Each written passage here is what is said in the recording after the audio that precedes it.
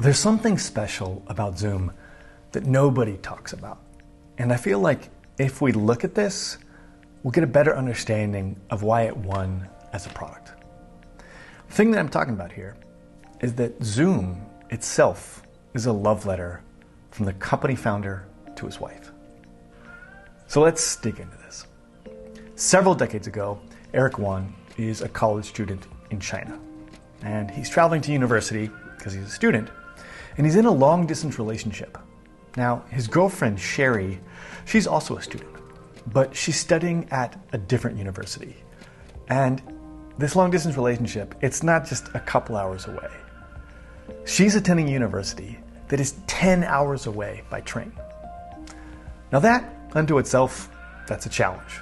But the train itself is what really drives him crazy. It's cramped, it's crowded, it's smelly, it's dirty.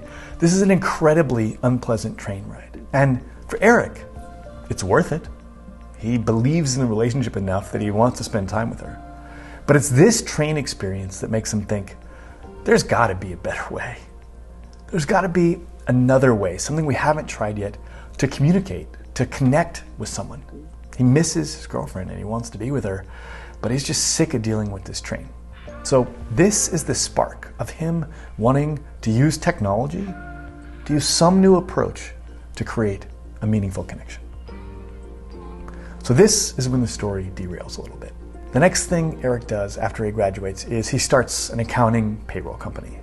There's very little information on this online. I've dug around and haven't found much. But this is his phase of life where, again, he's trying to be an entrepreneur. But Eric has his heart set on Silicon Valley. So he applies for the visa to go over there and work. He gets denied. Then he applies again, and he gets denied.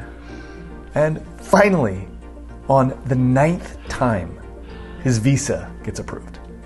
Side note, if you're the type of person who tries to do something 9 times, you're going to succeed at life, whatever it is. That degree of persistence and grit will serve you quite well as a founder, and I think this is a really important takeaway in our understanding of Eric and why he was a successful founder. But anyway, after 9 tries, he finally gets the visa and he comes over to the US.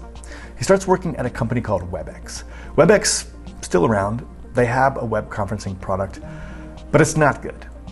It's constantly frustrating customers, and those customers are complaining all the time. But Eric is listening. He is paying attention to their complaints and understanding what they need in a product that does video web conferencing. So eventually, Eric quits, takes a gang of engineers with him, and starts Zoom. Zoom is moderately successful from jump. It solves a lot of the problems that all the previous products never did. But something happened that we call the pandemic. And when the pandemic happened, well, the rest is history. That was the beginning of Zoom's true ascent and them becoming the predominant web conferencing product that we know and love today. What I think is important, though, is this element that nobody talks about, which is this product, the spark, the motivation, the fuel behind it. It all came from him just wanting to be closer to the woman he loved, which I think that's special. And I think it speaks to a humanity that technology products we don't always touch on. So I know this isn't what I normally talk about, but I think this story is really special. So I hope you enjoyed it. See you around.